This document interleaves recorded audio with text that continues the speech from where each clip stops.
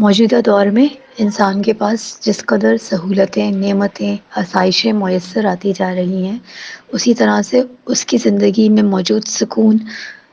آہستہ آہستہ ختم ہوتا جا رہا ہے، کم ہوتا جا رہا ہے۔ کچھ کے پاس کچھ سکون کی موجود ہو تو کچھ کے پاس موجود ہی نہیں ہے، سرے سے ان کا وجود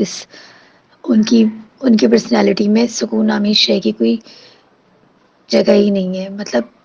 انسان صبح سے لے کے شام تک ایک تگودود میں رہتا ہے، کاروبار کی، جاب کی،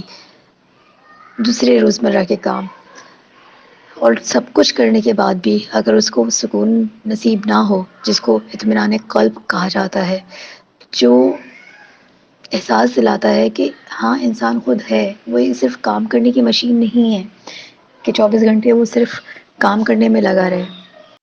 انسان نہ جانے کہاں کہاں بھٹکتا رہتا ہے اللہ کو تلاش کرنے کے لیے،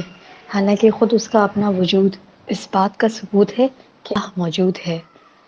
دنیا میں موجود کروڑوں انسانوں میں سے کچھ تو اللہ کو مانتے ہیں اور کچھ اللہ کے ہی منکر ہیں۔ وہ ہستی جس نے ان کو پیدا کیا،